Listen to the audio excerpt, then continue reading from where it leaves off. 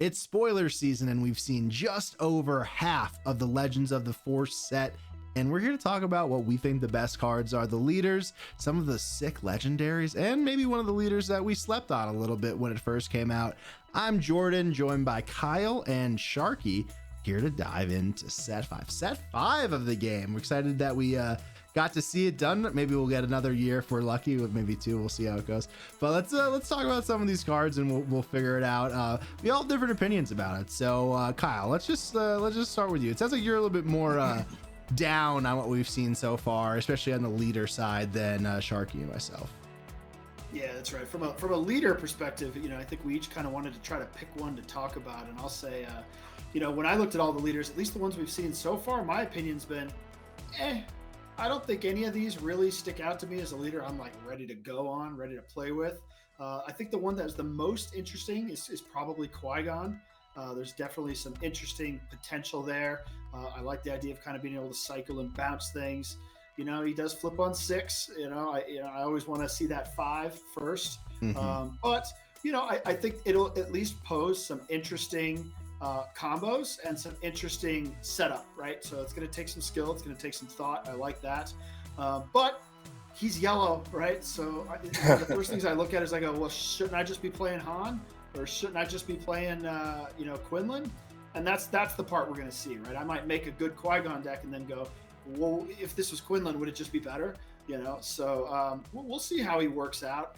I am hoping to see, there's some still rumors out there on the leaders coming. We need a villain green leader. Well, let's dive into Qui-Gon first. Let's pause there because sure. I think that you're right. Like, you're definitely not wrong about the concept of, hey, does this need to be better than Han? Maybe it needs to be different than Han and doing something different, right? Or from a different perspective. There's 2 things in this set that I think are really, really prevalent in at least like the first 140 some odd cards that we've seen. And that's resource cheating and action cheating, right? So some of the cards that I'll be talking about today really do those things. I think Qui-Gon sets you up to be able to do that. The question is, can you pull it off? Can you continuously get the Force and chain things together in a way that makes that work, right? And then are the right colors green, red, yellow? I at first glance, I lean towards yellow, but I saw some pretty cool things you're able to do with green. And then the question is, and as you mentioned, it takes some thought and some different types of skill, but I think one of the biggest skill gaps with Qui-Gon will be your resourcing, because you're not necessarily lining up for one curve. You're almost lining up for like 1.5 curves, right? Where you're like, I'm going to play this so I could do that. Right, Sharky? I see you nodding your head. Yeah, it's almost like you have to think a bit further ahead, but also leave a little bit of a gap to come back to. I haven't actually gotten to play with Qui-Gon much yet, but I have been riding shotgun when you did a few times, and I was kind of bending my brain around it a little bit. Like, the combos are definitely cool, and they're definitely there. How much can you pull them off consistently, I think is going to be the question of where the ultimate skill comes in with Qui-Gon. So to Kyle's point, it may just be better to run it as a Han deck because you can consistently do what Han always does. Yeah. However, if you can find a way to consistently make it happen, Qui-Gon's got some power behind him. Yeah. I think you're going to be susceptible to clunky hands or not, hand disruption here, that sort of thing. When he's been at his best power level, I've seen is, at least in my testing so far, is you get off an ambush or you get off a good win played, right? You need some sort of immediate board impact, hand impact type card, and then you pick that up with Qui-Gon, and hopefully you follow it up with something that pushes damage or pushes your board state, right? So I think some of the best plays might be like Ahsoka into take your card away, pick it back up, and then drop like a Vernestra or a Millennium Falcon, right? To then the thing about Vernestra, Kyle, is that you can't ready after you've used the Force. Right. Yep. So, it makes it clunky, and there's going to be some of that sequencing to have to think about too.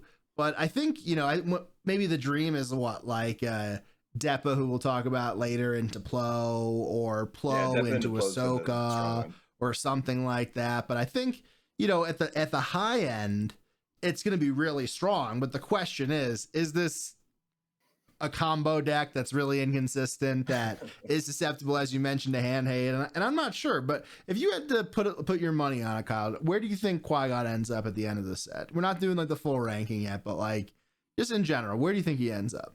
Yeah, out of the leaders I've seen so far, I think he's going to end up at the top. I think you're definitely going to see a lot of people give him a go. Yeah. He's going to be, probably shows up in some PQ type wins or into the meta in general.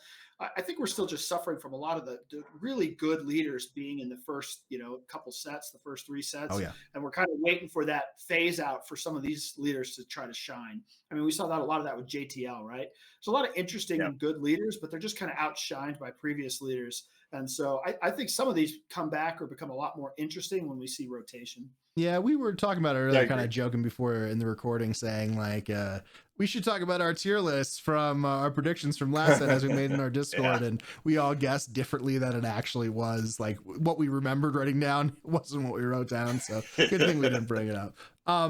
I think that this is going to be really strong, whether or not it ends up like being a meta deck or a popular leader.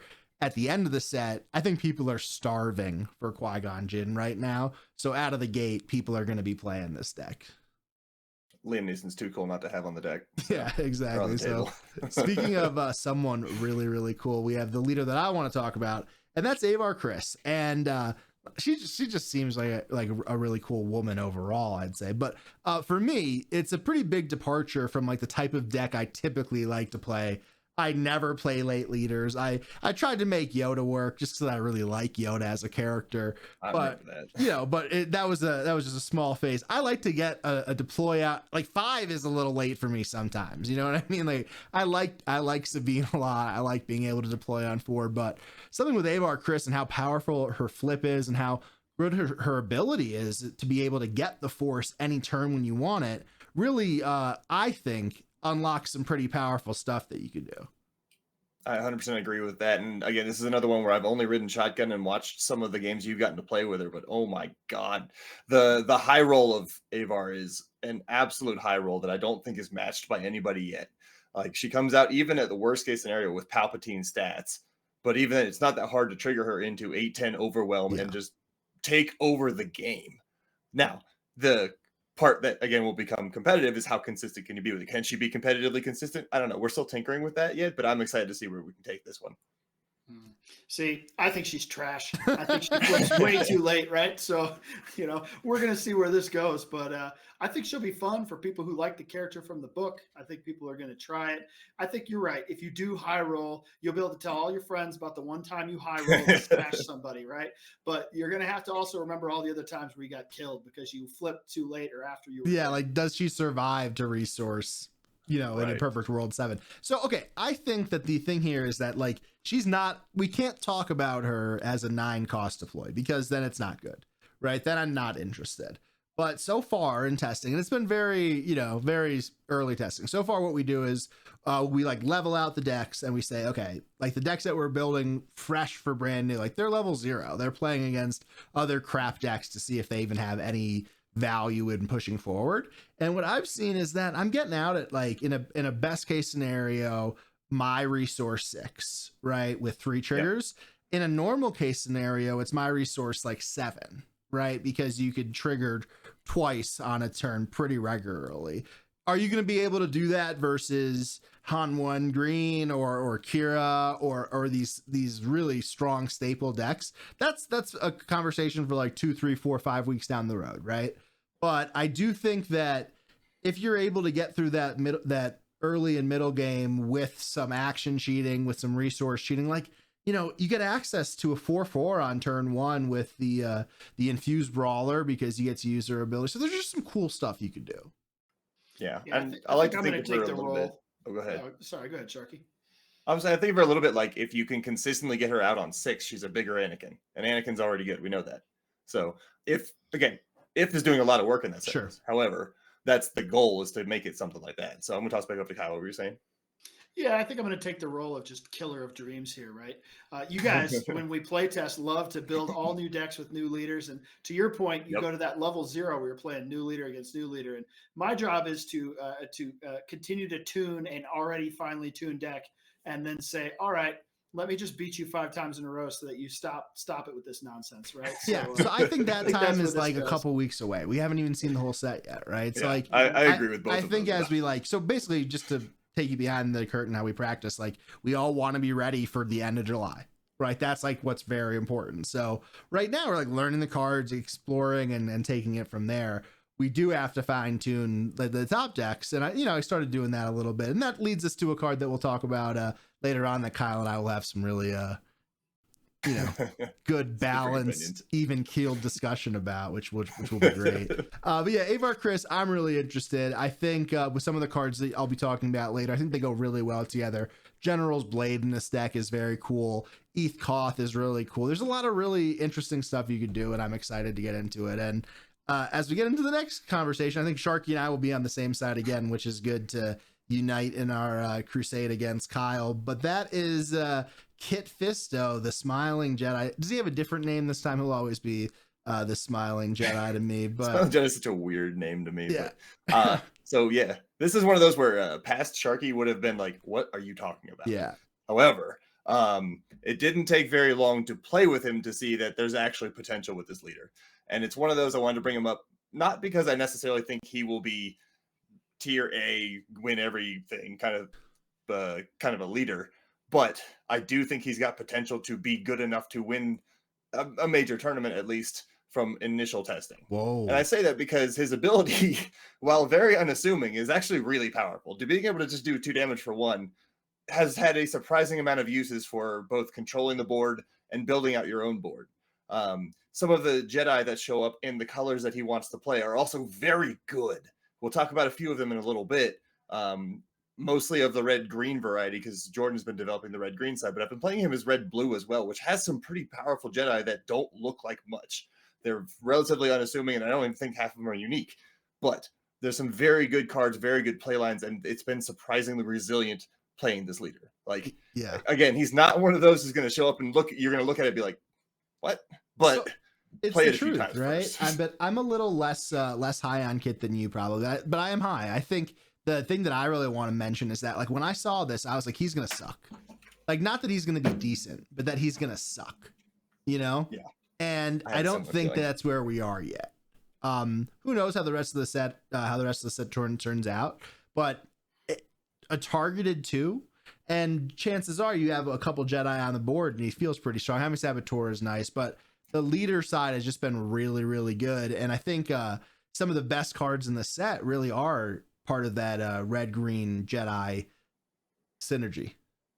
Yeah. Red-green, red-blue, both of them have very good Jedi combinations there. And again, we're going to talk about one of my favorite cards. I'm trying to get too far ahead of myself, but like there's a card that is a Jedi that is red that enables him to continuously have gas just to keep getting wider and wider, and you can just push so much damage before he can be reacted to. So Kyle, please talk shit, please. Yeah, I'm not gonna crap on him as much as I did Avar Chris. That card is garbage. But this one, Kit Fisto, they had to weaken his flip because his ability is so good. Two damage to anything is that good, right? That's really, really impactful. But I think they went overboard on what they did to him on the flip side, right? I mean, I've watched you play a few games, and it was not an insignificant amount of times he flipped as a 1 attack, right? And if that happens, he's not going to help you come back, right? If you're in that situation, it's kind of game over. Some leaders can get you back into it. Kit's not going to be one of them. He has more of a win more flip, I think, in my opinion. Well, his leader side probably tries to keep him in it, right? And then how it goes from there. But it's been, to be fair, it's been more often in the 3 range than the 1 range, which still isn't great. At least on initial flip. Eventually you can lose your Jedi, but exactly. Yeah. But I'm excited to see how it goes out and comes together, right? I think I wouldn't be surprised if we got like a 5-cost Jedi somewhere up and down the red-green curve, because they're kind of absent there. There's a bunch of 4 costs, there's some 3 costs, stuff like that. I think the biggest thing for me was just how wildly different my initial impression was to where I am now. And it's a massive growth, and if that even pays off a little bit, I'm like, it'll be a pretty fun one to play. Yeah. So as we're updating new decks and talking about like the really strong meta leaders, Kyle, who are some that you lean right off the top? Existing leaders? Yeah. Yeah, I'll at least talk about the ones that I'm going to try first. Sure. And I'm going to try them first because I think they're going to be good, right? So Quinlan was already good. He definitely got some new tools here. So I think he just kind of advances his current state.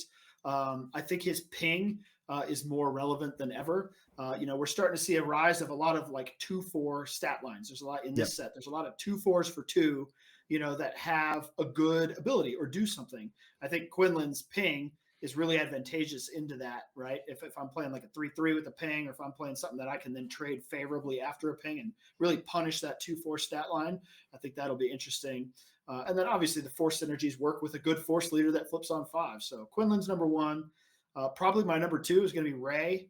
Ray got some really good stuff. The Owen, Watto, a lot of just good blue in general, and then green or red to pair it with, right? So probably Ray. Kira, I keep going back to. We'll talk about some Kira cards. And then Han, probably the Han 1 and 2. I think, for both of them, I'll probably start looking at the blue varieties myself, which are a little off probably where we are today, but that's where I want to look. Yeah, for me, Han 1 green is going to be, it's really interesting now, but I think it's going to continue to be really interesting as we get there in the coming weeks. And one of my favorite cards for the set, I think will fit in really nicely there. Okay, let's talk about some of the best cards in the set, right? Let's do it. We'll start with some that will fit in that Kira deck, Kyle, and it's Darth Vader, as I think we're all probably in agreement as the best card we've seen so far. It just, I mean, it's being able to kill a leader on attack plus hitting into something else is pretty brutal. I would be a lot more comfortable with this card if it didn't say a leader as well. And I don't know. I think this just is going to make for a really long year for playing against villain blue-green with 6-cost Vader and 7-cost Vader. Well, I'm gonna temper that a little bit. I think he's super good with ambush. I think with that ambush, he's not as good as the old Vader. Okay. I mean, I think he's really ambush dependent. And right now we have ECL. So, right, the question is, am I going back to Kira ECL? This card alone might make it worth it, right? It'll combo well with Long Pike to keep it going. You want that ECL when you put him out. Maybe start running Timelies on top of it, right? Yeah. Do you stick with Data Vault and Timelies? Maybe, yeah. But when we're talking about Kira, I think that the best new Kira card that we've seen so far was actually today, is that Supremacy TIE Fighter. Okay. We've always struggled as Kira in space into that 3-drop. There was things that just weren't quite there. So now we get a 3/3 Sentinel in space that we can shield up with Kira, and we can fetch with Spark Vader, right? So I think that's probably the best card we've seen for Kira so far. But Vader will be interesting to try. There's going to be a few other ones. The removal we got there, I think will be worth trying. I don't know if there's going to be a Kira Force deck. If there is, Dooku makes sense. I'm not sure that one's going to happen. I think Shatterpoint makes sense a ton if there's a Kira Force deck, obviously. I think Shatterpoint might just be a better fit. I think that Vader overall, though, have you seen a card that you think is stronger? Not necessarily just for Kira, but just across the board? Yeah, total power level, it seems like it's the one you look at first and go, oh my goodness, that card. That's potential 3-for-1 situations going on here, right? It has a potential to just win you some games. But again, I think that's only really with ambush. So you're going to want to center your deck around making that happen. Yeah. And the other part I want to comment on Vader real quick too, though, is Vader reminds me a lot of Poe, right? Poe is phenomenal with ambush. However, if you drop him on the field, he's also a high threat that has to be dealt with. He either gets dealt with or he starts smacking you down pretty hard. And he looks a lot like a 1 turn later Poe in blue-green villain, which already totally needed more Poe units, right? Yeah, exactly. And there are ways to enable ambush now more than ever with timely ECL, as well as Shine Flurry or Sheen Flurry. Like there's a lot of good stuff that you could do. I'm not looking forward to getting my leaders taken out by Vader. Tyrannus, I think, is just a great mid-range unit, shielded ambush. I think it's just that simple. It's not the best statted, but its abilities are amazing. I've used him a lot in Talzin decks, and he's been very good in that one just because he both use the Force immediately and then get it back when he ambushes. Yeah. And he can punish that 2/4 stat line, right? They go 2-drop, 2/4, you to Tyrannus and just immediately run him over. So he'll be cleaning up some turn 1 plays for sure. Yeah. Oh, yeah. So on this next group, we were all on the same page pretty much. All those 3 cards are really good. I think this is where we'll start to have some other disagreements. And I'll just take it off the top. I think one of the best cards we've seen so far is Keller and Beck. Sharkey, what do you think? I would agree that Keller and Beck is among.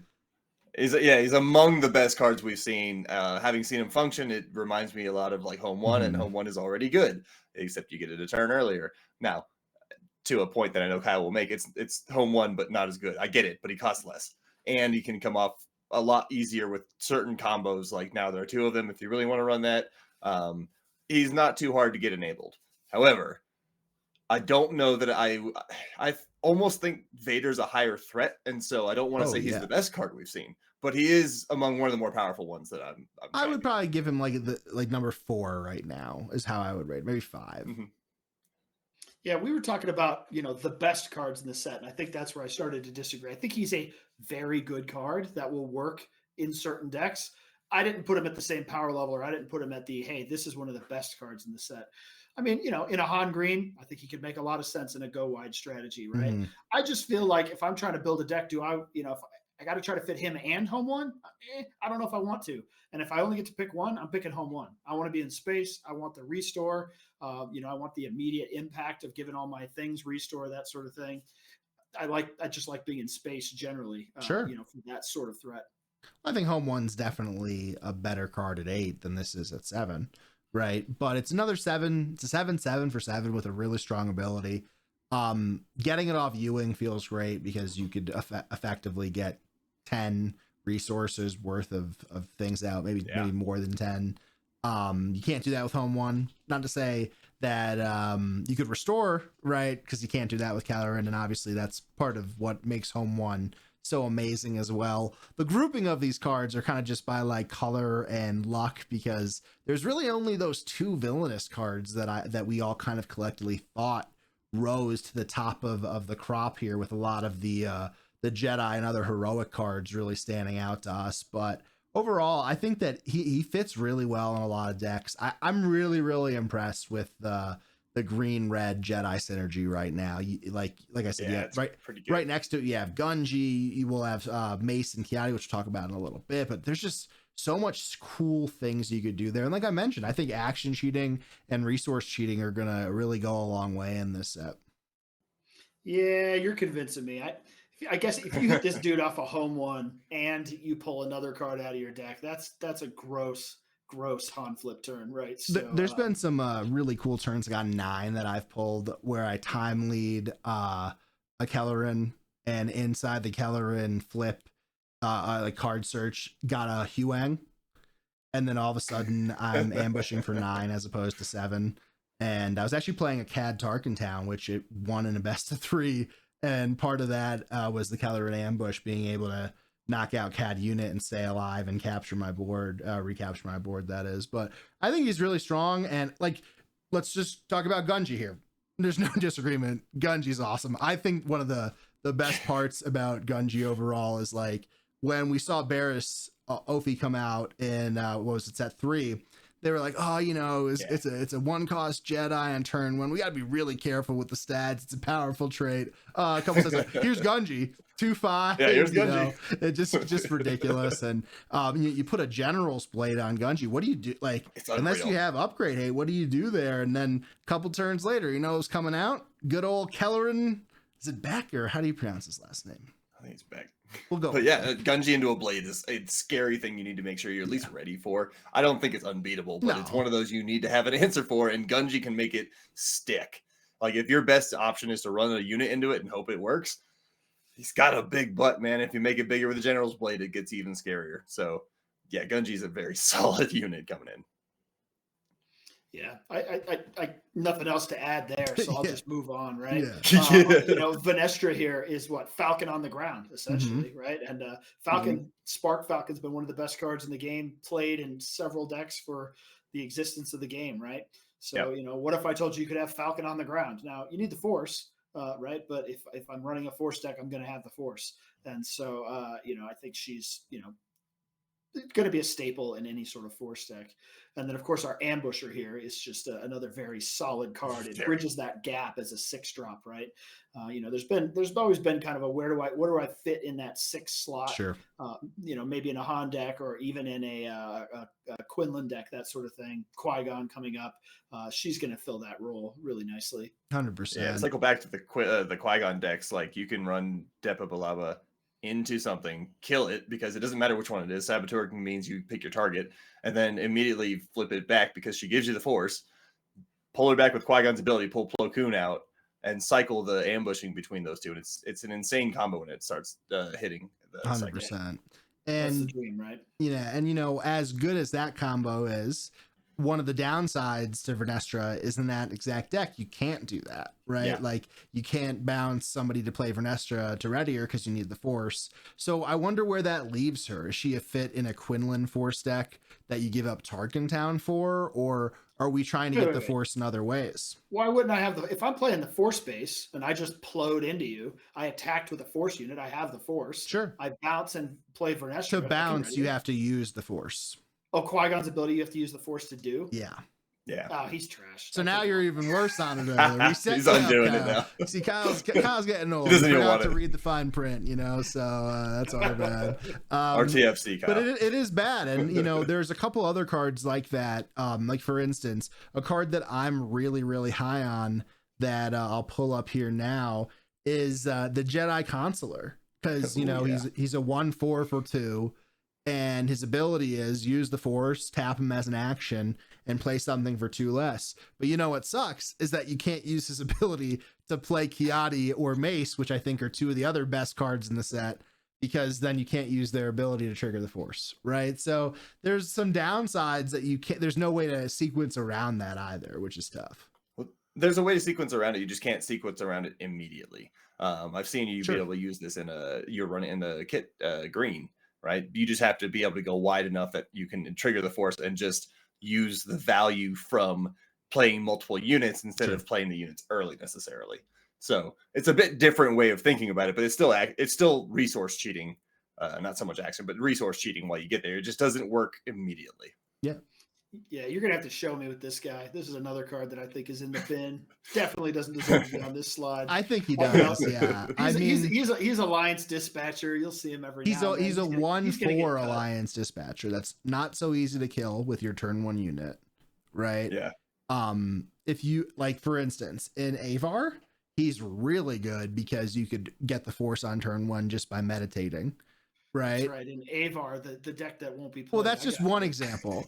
But also it's a 1/4, right? It's kind of sticky. It's not as fragile as an Alliance Dispatcher. And if you're able to get from 3 to 5, that's really good, God forbid there's a General's Blade buff in the mix, then we're really in business. I think that he's going to be really, really heavily played as we look back at the set. We got to write that. I think you'll find somebody in the comments. Write that down. Come let us know in a little while. Yeah. Well, there's probably no debate about Kiadi.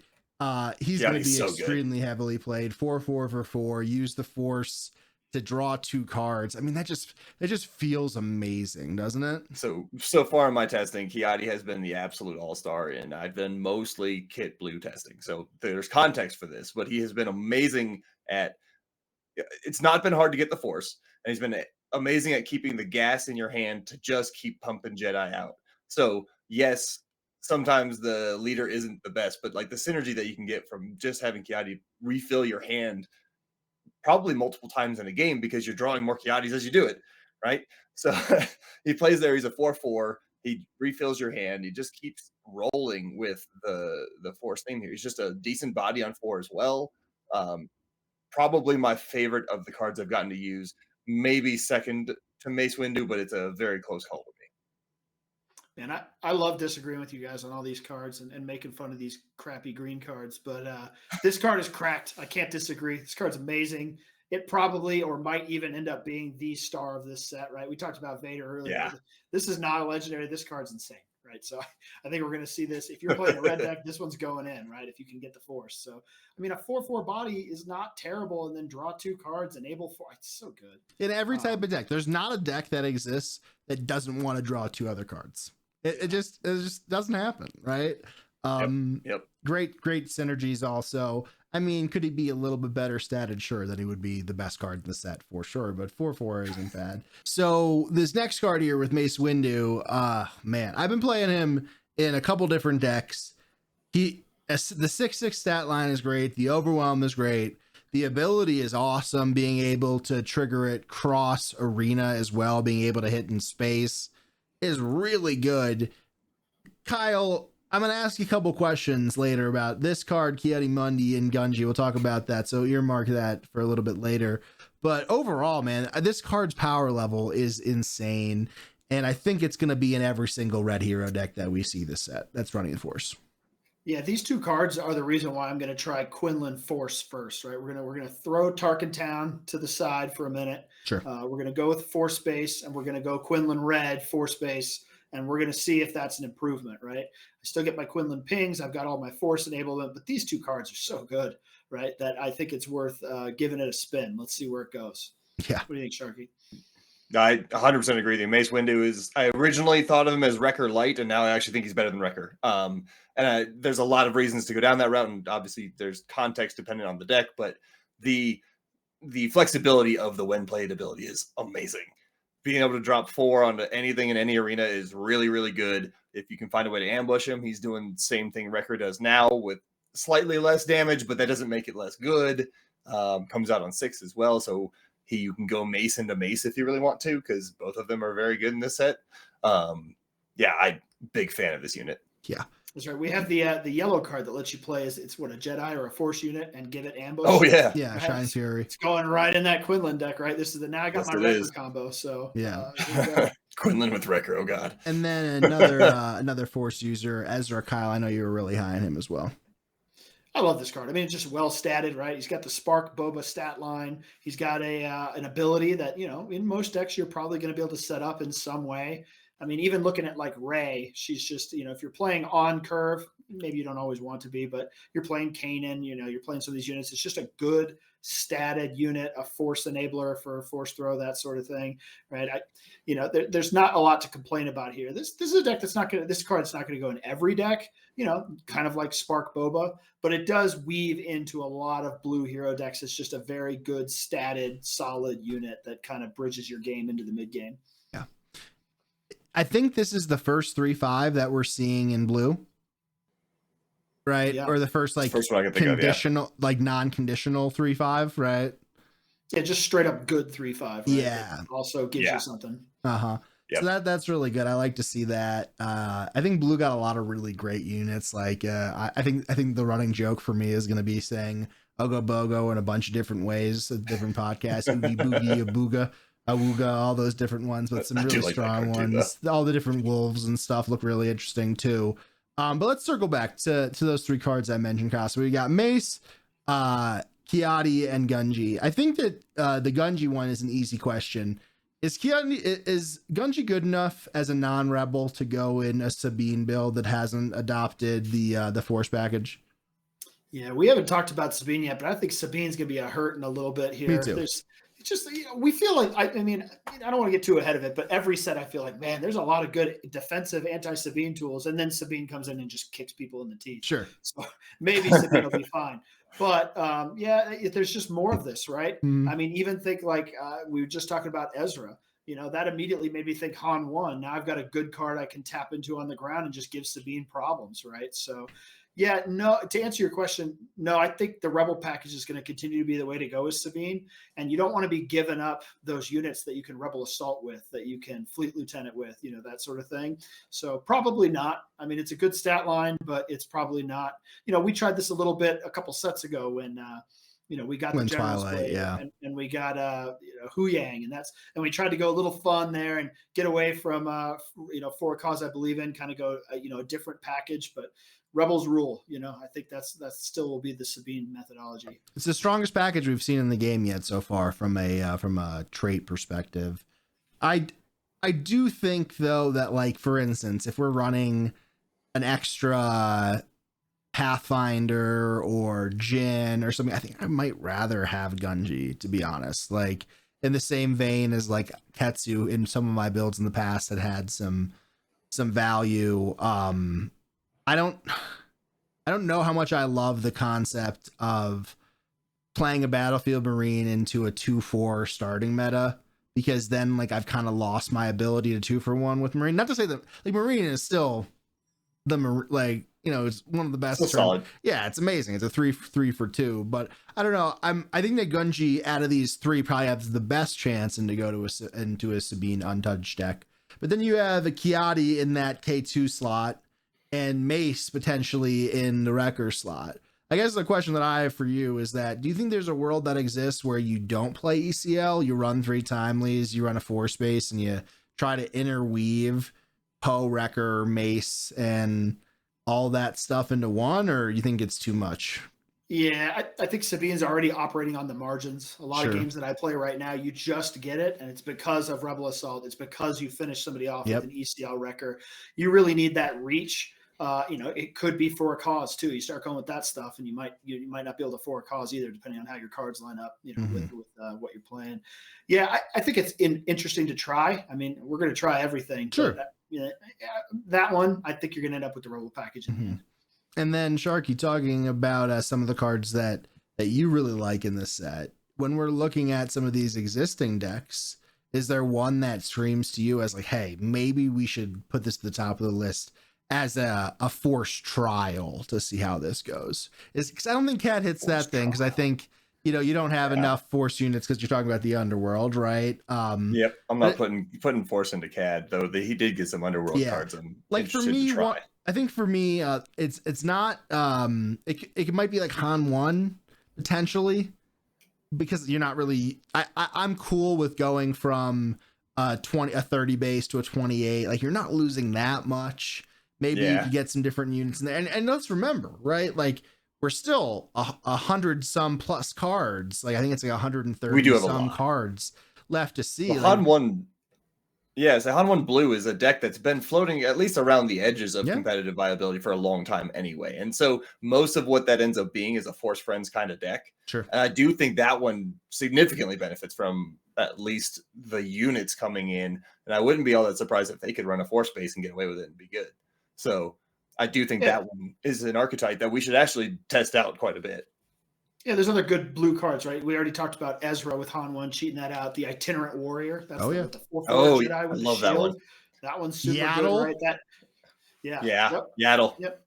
And that all kind of bridges you into your bigger stuff, right? Your Lukes, you know, all your other Force Friend stuff you're trying to cheat out with Han there. So, yeah, I think there's potentially something there, you know.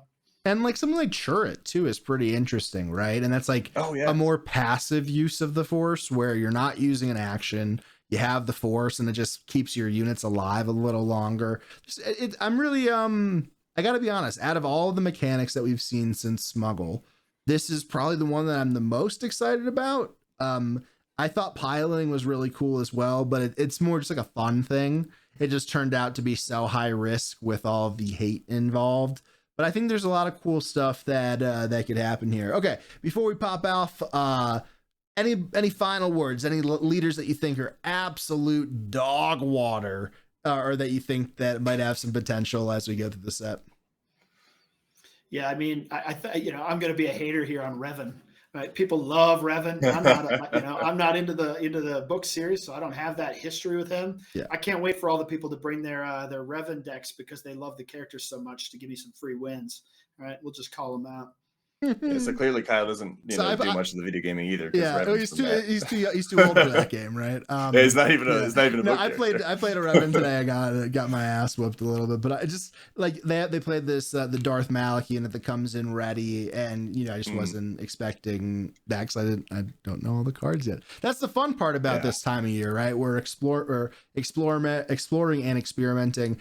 I think one that I'd like to hit on real quick is Third Sister, right? Like, I'm not seeing it with her. I know some other people are. I don't know how strong Hidden's going to be for non-early turn plays. Kyle, Sharkey, give me the pro argument. So this is all strictly theory at the moment. And some of this theory hinges on there being actually good red, black, and or yellow, black Force units, which we have actually, in my opinion, not seen yet. There might be one unit, but like generally speaking, compared to the density of the blue-green hero stuff that we have seen and the red hero that we've seen, the density is just not there. However, I do think there's something to the hidden mechanic that can make at least an interesting deck out of it. And I think that with the force traits and the enablers that you can get from some of the upgrades, I think there's potential there that she could be good. Now, she's probably the lowest of the leaders that I think have potential right now in my current estimation. But I can see the argument of, well, she's a 5/4 on 5 and she's just going to get smoked. So, like, you're not wrong, but. So, Kyle, tell us how she's a 5/4 and how she's going to get smoked. Oh, she's just bad. I'm just gonna. I was getting onto the the comment there. It sounded like you were about to besmirch my my girl Shin Hati, right? We've obviously got a very good Force 3-drop there. Also known as Darth Bangs, also known as Darth Bangs. That's Stick, good. Yeah, right? that's good. Yeah. So I'm gonna have to, at least pull that card out just because I'm a fan of the character. But I do think she's good, but the density's not there. I think the issue is that there's no the biggest payoff we would have is Balin at 5, right? I think what we really would need is what are the even options? Is it a big Night Sister? Is it Maul? Is it like Cunning Maul or something like that? From Rebels with the robotic I don't know what our options are because there's really not that many. There's more to see there.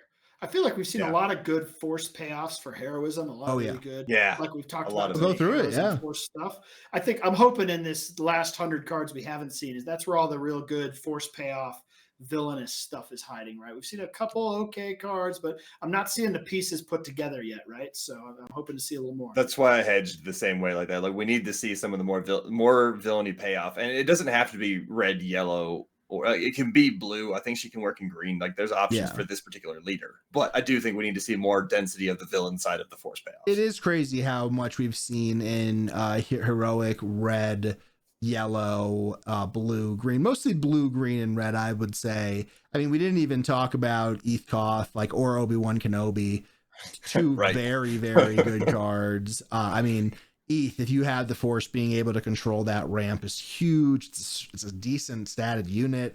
Now you kind of, what do you play around with, if you're running a ramp deck with having Cham in the sideboard and this, you have some really, really good options that put your opponent into some pretty precarious positions, right? Or perilous positions even. Yeah, sorry. All right. So we'll do some more of these preview videos as more of the cards come out. We're about halfway through, so we'll probably do one more after this, get some rankings out for you as well. Outside of that, we have a PQ coming up this weekend that Sharky's not competing in. I might be competing in. Kyle might be. We're a freaking mess. We're a mess, team. What's going on here? I got my PQ in last weekend. Yeah. Well, damn, way to bury the lead. So we might be putting something together for some live coverage. We'll see how that goes. We've had some weird scheduling and things pop up here in the last week or two, but we'll get that sorted out. Like Kyle was saying, Kyle Sharkey, that is. You played in the PQ in Utah. We're just regulars in Utah. I guess you guys are more regular than me now. I haven't been back since that too. I gotta quit being lazy next time. Yeah, no, I really enjoy playing out there. There's a great crew out there, community that's fantastic. They're kind of putting us to shame in terms of who's showing up for how much of the PQs right now. Partially, I'm going to put that on some of the tournament organizers locally. There's some great organizers. But the timing, we've now had 2 PQs the same weekend as half a dozen store showdowns. And I'm like, guys, come on. But the attendance of the Utah PQ kind of speaks for itself. Their second one I think we had 63 players this weekend. Fantastic bunch of players. And the top 8 was very interestingly spread out. I think the most common one in the top 8 was 2 Han, 2 Data Vaults, but there was a Chancellor Palpatine Blue in there, Palpatine Yellow in the finals. It was a very fun weekend to play. I might have shot myself in the foot in terms of getting a chance to play in the top 8 there, but overall, it was a great time. Yeah. So Sharky unfortunately got a game loss for not de-sideboarding. I have to bring it up because I think it's important to try to learn from these things and institute changes to make them less likely to happen. Like, you get tired, you get hungry. That's when you rely and fall back on routine, right? So you're just like, I have these reps because this is what I do every single time, right? Yep. And in this case, the best routine is to not get into the dehydration and hungry part. I think that was probably what did me in the worst, because I missed, I think, 3 or 4 triggers actually that last round that I don't normally miss. Like, it's pretty much, I know my Cad Bane deck like the back of my hand. Sure. And so, like, missing those triggers is weird for me. Well, I think the issue is that you didn't have the orange slices from Kyle. Kyle always brings those dehydrated oranges, and they help you out. It's like right? the kids soccer at halftime. Look, dehydrated, sugared up orange slices keep your day going, right? So you're right. I think that's just been something that I've done since I could remember. So it's more of a habit thing, but yeah. So it's keep you going. Yeah. So like I said, we're not sure if we're playing, but let's role play and pretend that we are. Sharky's going to play Cad most likely, even though he's not going to do it. He's not even, there's no fence involved. He's not playing. If I was going to play, I would either be playing Han 1 Green or Han 2 Data Vault.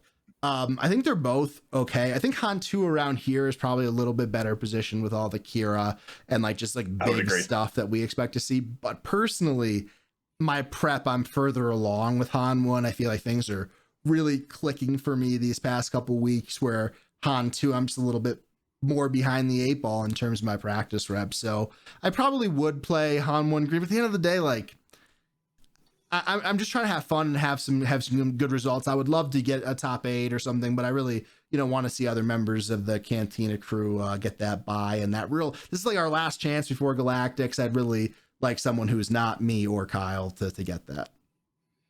Yeah, well, I'm there to win, but sure. So I've already got my bye too. So obviously I'll play my best, but I do have the luxury of saying, do I want to play what I think is the most competitive deck, or do I just want to have a good time? Sure. I would say Sabine, I've been playing a lot lately. I've had a lot of success with, on the order of I just want to have a good time. Maybe rules that out. I've just played it a lot lately. Sure. So I just want to do something else. I've always liked Han 1 Green myself as well. Although, as we know, the Taco Kid took down our other feature down here on Han 1 Green, right? So I fear people will be ready for it a little bit, kind of, have that in their game plan. Mm-hmm. This is the Colorado meta, right? So, for the viewers out there, you always want to bring something you think will be good into your meta.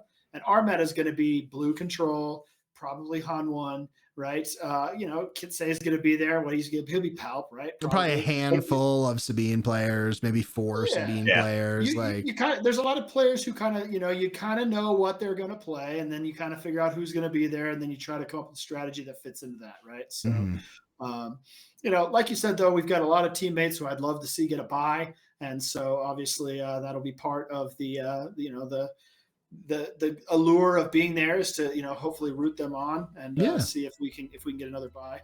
100%. And this time of the year, the meta is so vastly different than it was 2 weeks ago, 3 weeks ago. Remember, maybe 3 weeks ago we were talking about Sabine Data Vault never made another appearance again. Had some fun messing around with it, but it really popped off the face of the earth. So a lot of cool things coming up this late in the meta. It's cool to see the development this late in the meta, as well as now you see a Han 2 blue coming back into the mix with some really cool things that you can do, and a lot of cool things on the horizon with Legends of the Force.